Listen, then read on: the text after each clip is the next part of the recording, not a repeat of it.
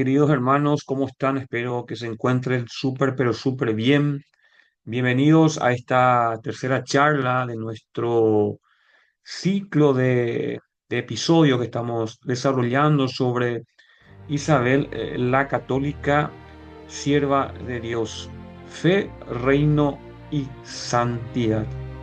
Hoy hablaremos de una dimensión esencial de su reinado, su visión de unidad espiritual para su pueblo, una unidad fecunda en la fe católica. Muy importante esta distinción, este detalle. Y en esta misión no estuvo sola, fue al lado de su esposo, Fernando de Aragón, conocido como Fernando el Católico, con quien compartió no solo un trono, sino una misma alma política, espiritual y familiar. Entonces, juntos formaron lo que la historia recordará como los Reyes Católicos, eh, título otorgado por el Papa Alejandro VI en 1496. Entonces hoy profundizaremos en cómo esta pareja de gobernantes católicos buscó unificar su reino en lo espiritual, lo moral y lo institucional bajo un lema realmente no escrito en sí, pero que detallaba en lo que era una sola fe, un solo pueblo y un solo Señor. Eh, en lo que podemos decir del matrimonio con Fernando y su proyecto compartido, o sea, podemos iniciar diciendo de que ellos se casaron, tanto Fernando e Isabel se casaron en Valladolid el 19 de octubre de 1469, cuando ella tenía 18 años y él 17.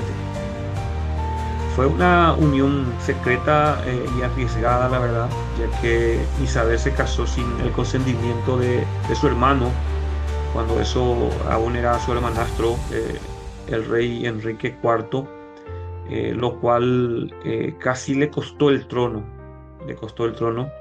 pero más allá de lo político, su unión fue providencial. No fue un matrimonio por poder, sino más bien fue una vocación compartida. Isabel amaba a Fernando, pero aún más amaba la voluntad de Dios. Entonces, juntos compartieron y comprendieron que su misión no era gobernar reinos divididos, sino forjar una nación unida bajo la fe.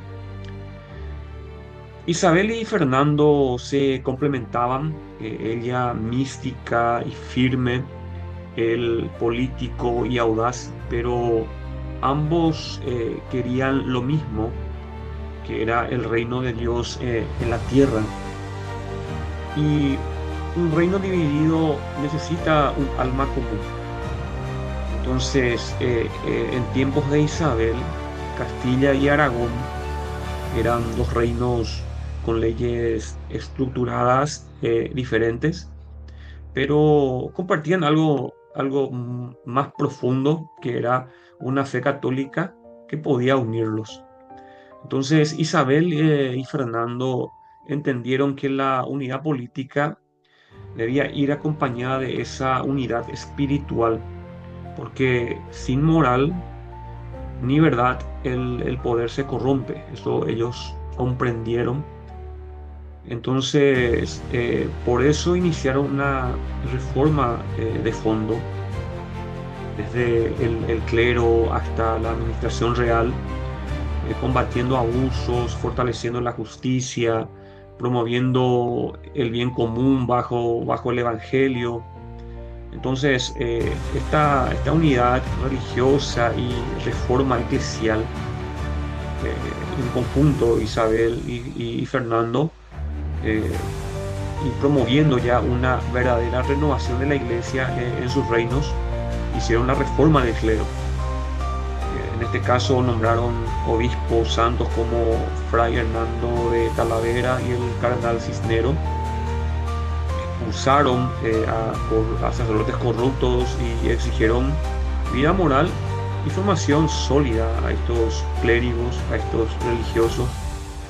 Y también está la aplicación de la Inquisición, muy discutida, que en otro momento vamos a ahondar un poco más sobre este tribunal que fue instituida en el 1478, no como una persecución cruel, sino como un tribunal para garantizar la sinceridad de la fe en los conversos. Más bien fue para eso. Isabel se aseguraba de que fuese moderada y ajustada al derecho canónico y también la evangelización como, como deber real. También tenían este matrimonio. Fernando e Isabel no querían uniformidad impuesta, sino una unidad desde la conversión verdadera, para lo cual buscaron integrar a judíos y musulmanes, pero cuando esto falló, recurrieron a medidas más drásticas como la expulsión de 1492, con dolor, pero buscando preservar la fe común. Esa era la visión de ellos que tenían.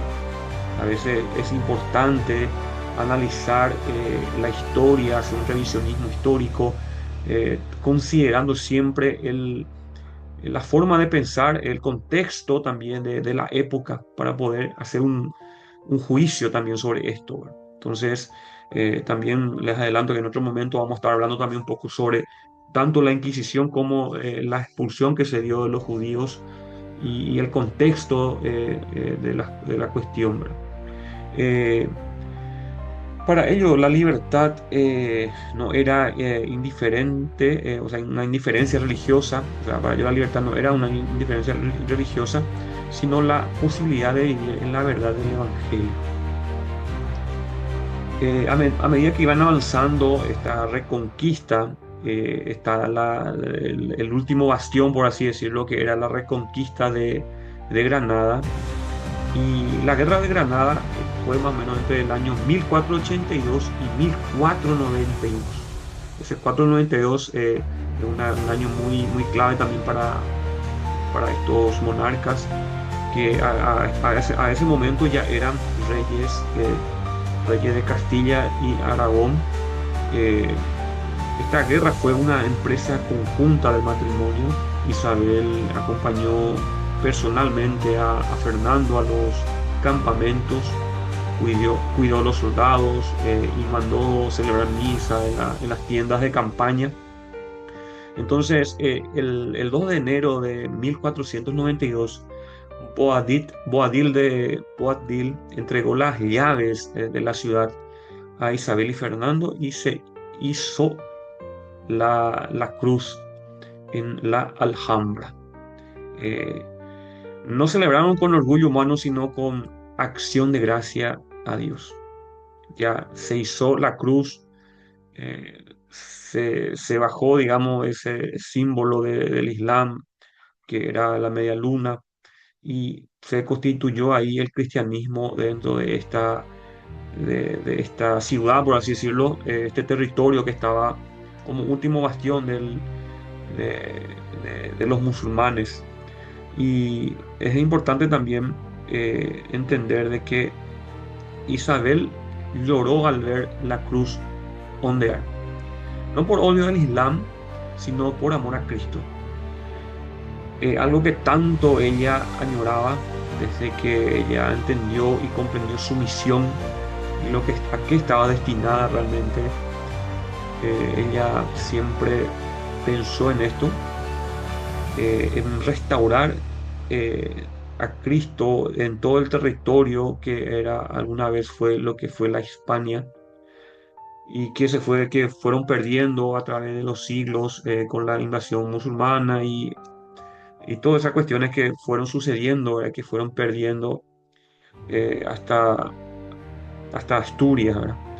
Y entonces hay también una cuestión importante que sucedió en ese mismo año de 1492, que es la, el proyecto de evangelización universal y la empresa de América. América que tampoco, o sea, no era conocida como América con el nombre, pero ese mismo año Isabel y Fernando firmaron las capitulaciones de Santa Fe, apoyando a un tal viajero Cristóbal Colón. En otro episodio también estaremos ahondando sobre esta cuestión de Colón y cómo se fueron sucediendo las cosas para que él pueda ir y caer, digamos, en Castilla junto a Isabel y a Fernando, y no, por ejemplo, en Portugal o en Portugal porque lo rechazaron. Entonces vamos a ir viendo algunos detalles en otro episodio. Pero Isabel no buscó nuevas tierras para gloria humana, sino para que Cristo fuese conocido más allá de los mares. Justamente como vimos el episodio anterior, en su testamento del 1504, ella misma había ordenado que los indígenas fuesen bien tratados y evangelizados como hermanos en la fe. Entonces, América, lo que conocemos hoy América, nació como fruto de un matrimonio unido en la fe y en la misión universal. Entonces, ¿qué sucede cuando un matrimonio se consagra a Dios y su gobierno se hace oración, justicia y cruz? Podemos también reflexionar un poco sobre esta cuestión. Lo que sucedió con Isabel y Fernando, una nueva era para España y para el mundo, que, que los matrimonios cristianos de hoy, la verdad que deben inspirarse en ellos, no como poder, sino como misión, no como privilegio, sino como una cruz compartida. Y que todos los cristianos, ya sean solteros, consagrados, políticos, docentes, sepamos que sin la unidad en Cristo no hay nación posible. Entonces, es lo que este matrimonio de reyes, de monarcas, entendieron y comprendieron realmente que eso era lo que debían hacer y lo hicieron. Lo hicieron, estaban inspiradísimos, en la voluntad de Dios. Entonces, eso llevó a hacer lo que hicieron. Entonces, tras eso pudieron llegar muy lejos. Eh, Manera de cierre, podemos decir que en la próxima charla justamente vamos a explorar un poco sobre la gran evangelizadora, el alma de la empresa de América, donde veremos cómo Isabel entendió América como un territorio no para explotar, sino para anunciar el reino de Dios.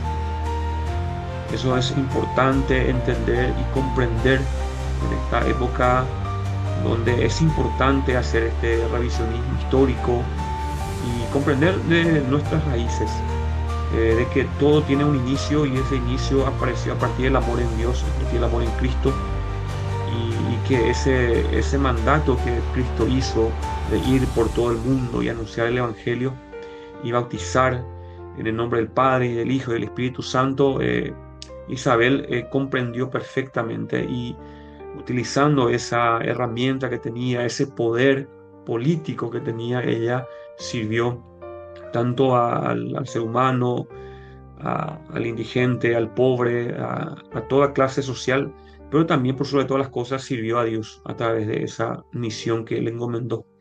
Entonces, que la Reina Católica interceda por nosotros para que también seamos testigos de esta unidad de fe y de verdad. Y más una vez agradezco a todos ustedes por acompañarnos en este ciclo de estudios, de charlas, de episodios que estamos haciendo de diálogo real, conversando entre laicos, junto al Centro Cultural San Bernardo de Claraval y Croches Reales de Ciudad del Este, Paraguay, corazón de Sudamérica. Les mando un fuerte abrazo y que sigan adelante con sus rutinas. Hasta luego.